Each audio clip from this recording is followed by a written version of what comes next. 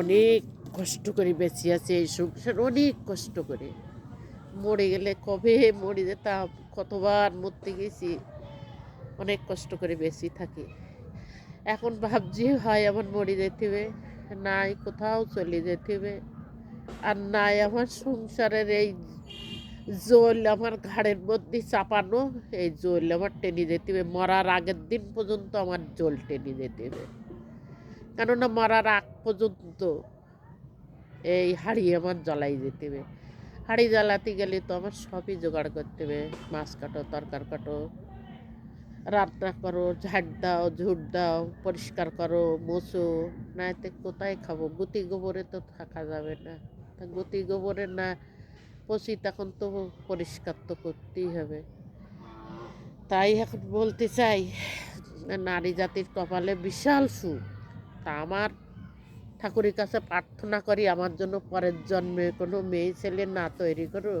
ঈশ্বর, তোমার বলতে চাই আমার পরের জন্মে জন্য আমার আর মানুষ না করাটাই উচিত।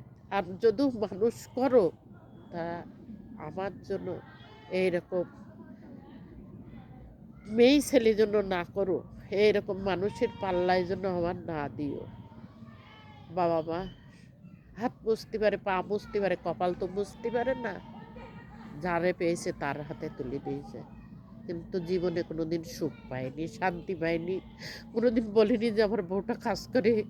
আমার শুধু অপমান করবে, লোকজন দেখলে অপমান করবে, বড় বড় কথা বলবে, খিস্তি খেলাপ দেবে, লোকজন দেখলে বাড়াবে।